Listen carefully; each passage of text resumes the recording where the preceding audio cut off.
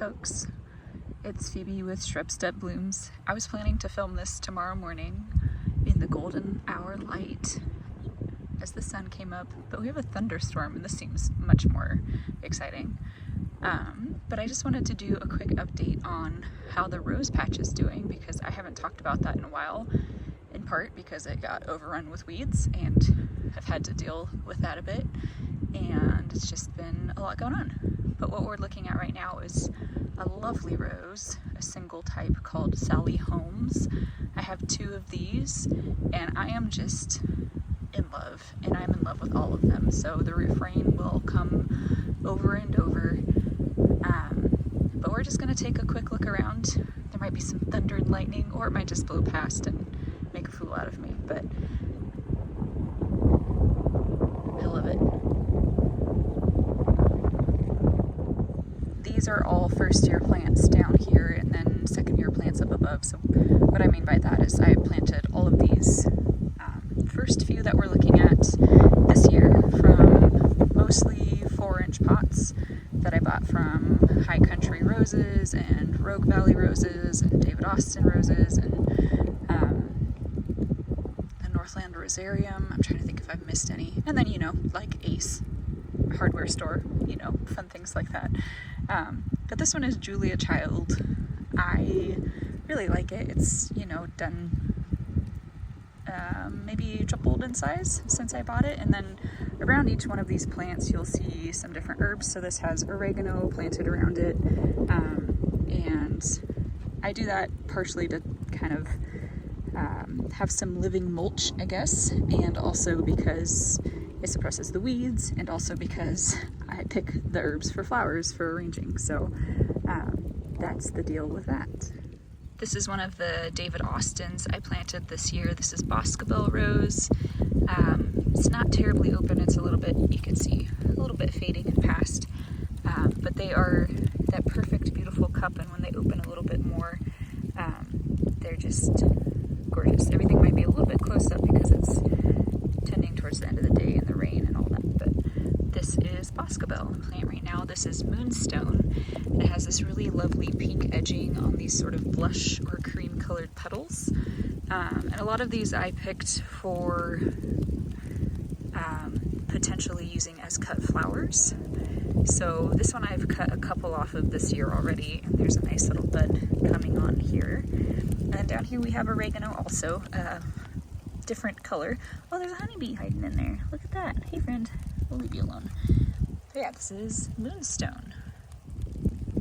Right here we have Top Cream, and I think I imagined it had a little bit of a blush color to it, but it doesn't. It's definitely a pure white, at least in my climate, and roses will bloom differently based on light exposure and nutrients and age and all these different things that I haven't quite figured out yet. So we'll see how it does in year 2, but so far it's lovely. And I did try to kind of color run my new roses, so this is all kind of a white blush color area. I think that's Iceberg down there, blooming its little head off. And down here we have Thyme, which I don't pick, it's just I bought thyme seeds at some point and I have so many and I can't resist planting all the seeds that I have, so there's just thyme growing here. And in the spring the bees absolutely adore the flowers, so it's a good ad as far as I'm concerned. Right here we have Parfuma Bliss, and when I got it from the store it had lovely massive flowers on it, so I'm sure it's a matter of I'm not feeding it as much fertilizer as they were at the nursery before it got to the store, but it is quite lovely. It does have a wonderful scent, and I'm really excited to see this one come into its own in the landscape. Here we've got Munstead Wood, which is another David Austin rose, and my sister and I both bought it and thought, we thought it was going to be more purple, but I do think it's a matter of the age of the rose and the light exposure it's receiving to some degree, because we're in a very different climate than where this rose was bred, right? So a little different situation it's facing, but either way, I think the camera is picking it up more as a deep red, but it is got more of purpley pink undertones going on, which I'm not sad about. It's just a little different than what I was aiming for, but either way, it's a gorgeous, gorgeous rose. Because she's a climber and I don't have any support for her. is Kiss Me Kate. It's another pink, many-petaled rose, and I'm excited to see how they do once they have arches. I think I'm just going to get cattle panels. It's cheap, it's easy for me to install by myself, and make arches with some 8-foot cattle panels and T-posts. Haven't quite got there yet, obviously, but hopefully by next summer those will all be installed and I'll be able to train these lovely climbing roses upward.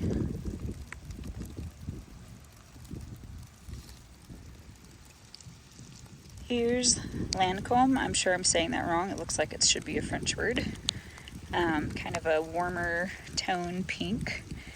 And this is one from last year, so it's a little bit bigger, a little bit more established, because I planted it last fall, but hopefully next year it'll be 2 times bigger even than this. Here's Cecile Brunner, a pretty old rose. I don't know about very old, but since there's some dating back to the 1500s, I think this is from like the 1880s or something, so nonetheless a pretty old cultivar.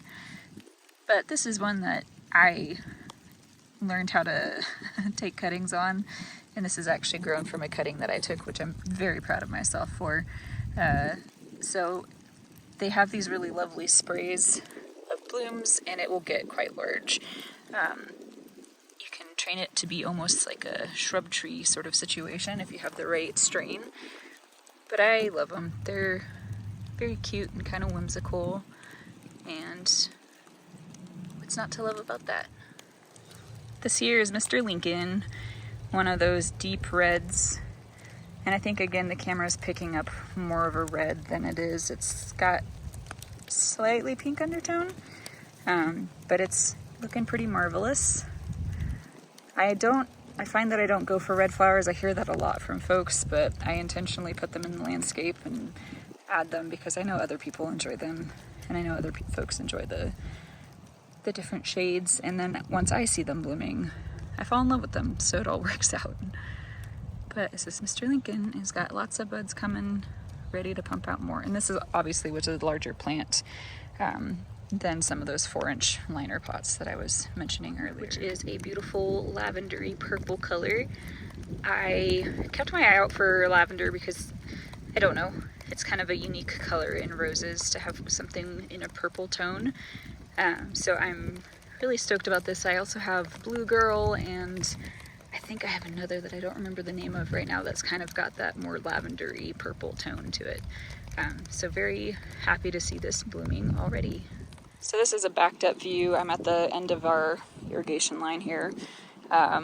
These 4 rows of roses and shrubs were all put in this year, and the bottom row down there is all climbing roses, so I will eventually need to add supports for those, as well as where there's climbing roses in the middle of the rows down there, or maybe about a quarter or third of the way down at this point. There's a number of shrubs here, and lilacs. There's more lilacs, smokebush, more lilacs, spirea, forsythia, more lilacs and forsythia, or spirea rather. And you can kind of see the wind blows this way in that direction, so I'm trying to sort of buffer it and create a windbreak. Up here there's more shrubs. There's some native 9-bark, some willows and that kind of thing, and then there's a row here that hasn't been planted because it was all invasive trees. So I was trying to be patient until we get those under control a little bit. Up here in all the weeds is the first 3 rows I planted last year, so those are all the roses from last year. And then we'll go further that way and we'll look at the kind of hip rose garden, or what I hope will become a hip rose garden. But this is just, I don't know that this is going to do it justice, but I'm really excited about this. It's going to look and smell so delightful out here once things get established. Ooh, I couldn't find a tag for this one, but it's pretty stunning. So I'll have to go back in my notes and rediscover who this one is. And the big objective, I kind of researched varieties based on how well they do as cut flowers. Certainly not all of them fell into that category, but I'm hoping to use these in arrangements or as for events and that kind of thing. in the future. So you can see where I abandoned my tools earlier. It's a classic move. But yeah, we'll see. And this is where there should be arches eventually going kind of down the hill so that there's a path partially down. Believe it or not, this was the middle of the row when we started, but it goes on quite a ways now. So that's the rose garden in progress. Here we have Koko Loko, and everything always looks different than in the pictures, right? But I love it. I love it more than I thought I would based on the pictures, actually. And I think in the commercial photos, maybe they're not this bloomed out, but I really love the texture. It's kind of both soft and pokey style. I don't know how else to describe it. With the way the petals are curling back. And then the buds are a completely different color, so I really love it. I have another one that's a bit smaller uphill somewhere, and this one's just really going for it. Like, look at this one. This is gonna bust open in a couple days and just be glorious. This is another David Austin rose called Abraham Darby, I believe, and some of these have grown so much in the last few months. I planted most of them in May probably, and it's mid-August, so they've been in the ground for maybe 3 months and have tripled or quadrupled in size and put on numerous flowers and even been repeat blooming. This is one of those classic, I think they're called quartered, where they make this kind of 4 quarters, I guess. Don't quote me on that. I'm not a rose expert. I've learned everything I know about roses by reading stuff online. But it is another really beautiful rose. Here we have Peace. I just got an enchanted piece to put in the ground, which has more of a bright pink margin to the petals. But this is Peace, and I really love the different glowing tones it has. It's sort of peachy and lemony and just really lovely. And then the buds are this neat green pink tinged situation. They're just fluffy and beautiful. This is State of Grace, and it's not fully open. There's some that are past here and some that are still in bud. This is about the most perfect specimen on the plant that I could find. This one doesn't really have a scent to it. I did also try to find ones that had high scent if they weren't great for cutting, just to kind of balance out the different uses for them. And State of Grace, not a lot of scent to it, but a really beautiful one to cut, so still a winner. And then down here is Grosso lavender. So I tried to start each row with a lavender plant. One of them died, so I gotta replace that. But so far, the rest are looking mighty fine. And I just pruned this one off, so you can see it's all shorn down. And it probably, I don't know, it might try to rebloom, but I don't know if it will try that this year. But I just thought it would be a nice little accent to have lavender at the beginning of each row. Section, there's 3 rows, and these are all different roses I'm trialing to use for hips, or just single types that I thought were beautiful. So this one, funnily enough, is called Dancing in the Wind. It was just open earlier, but I think the wet and the darkness coming is impacting them. But it's already grown quite a bit, and I'm looking forward to it actually being, 3 times this size and having flowers dancing in the wind just like that. This is Dainty Bess, and I knew I was going to love it, so I bought 2. So there's another one over there that doesn't have any flowers on it currently, just buds and tips forming. I'm hopeful that we'll get something interesting out of these. So I've been leaving them on, even though I normally wouldn't. I'll probably prune down how many flowers I leave or hips I leave, just to not tax the plant too much, but that's just, oh, I love it. Love it, love it, love it. Another one in the hip rose garden, I guess we're gonna call it. This one is Ballerina, and she's definitely dancing in the breeze we're getting now. But it's a nice, they're quite small flowers. The bees really love these open-faced single type roses, so during the day they're just loaded with all kinds of different little pollinator critters. And you can see they start out this darker pink and then fade out to blush and then to almost white as they age. So that's a nice kind of tonal effect you get with this one.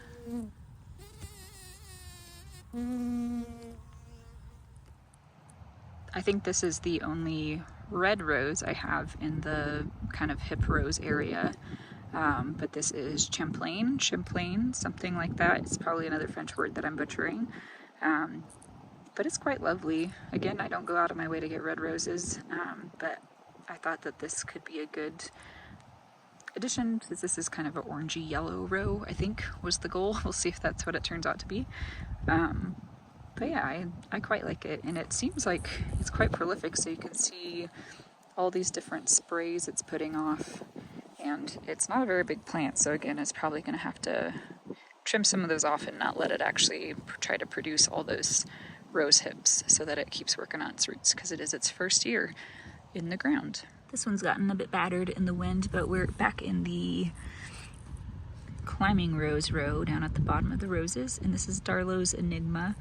I saw this on like a Florette post of different roses she was trialing for rose hips, and I liked the way those rose hips looked, so I sought myself out a Darlow's Enigma, and they're not that hard to find. I think I found at least 3 different places that carry them pretty easily if you are inclined.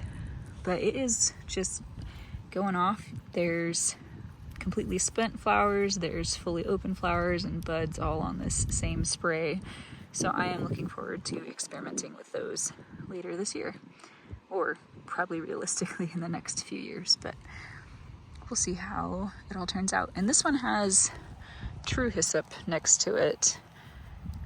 I think that's what that is. I could be mixing it up, but I haven't used this for anything except cut flowers yet, but it is another culinary herb you could be using if you were so inclined. And you know, the blue and the white, it looks pretty nice together. One of the first roses I bought when I was thinking about hips, and this was more for like culinary use, was a Rugosa rose. So there's 2 in here, and these are kind of early stage. They're green and orange, and then they'll turn into this lovely deep red. And then if you forget to harvest them, as I have done, they'll dry down and get kind of crinkly and wrinkly, but still that nice red color.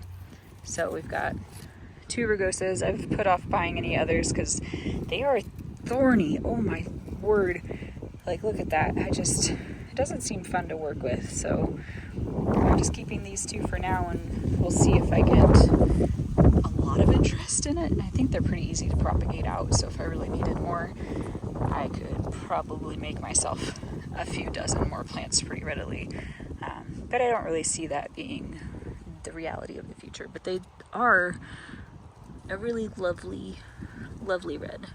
We're starting to lose light a little bit, so our last rose of the day here is Roald Dahl, and it starts out quite a bit more peachy, like so, and then so far for me is aging out to creamy white and then shattering all over the place, which is not, I don't mind that. It's like little rose confetti. But it has been going bonkers, and this is the first year. Again, it was a bare root ordered from the David Austin website that I planted in maybe April or so. And so here you can see it resting on some thyme. And again, all the herbs are just partially space saving also, just to grow multiple things in one spot. And I think a more biodiverse planting is more likely to be successful. You can see there's a little pest in here, even as I say that. But this is Roald Dahl. Thank you so much for following along this far if you've made it. I hope you saw something you enjoyed, and I hope you have a wonderful rest of your day.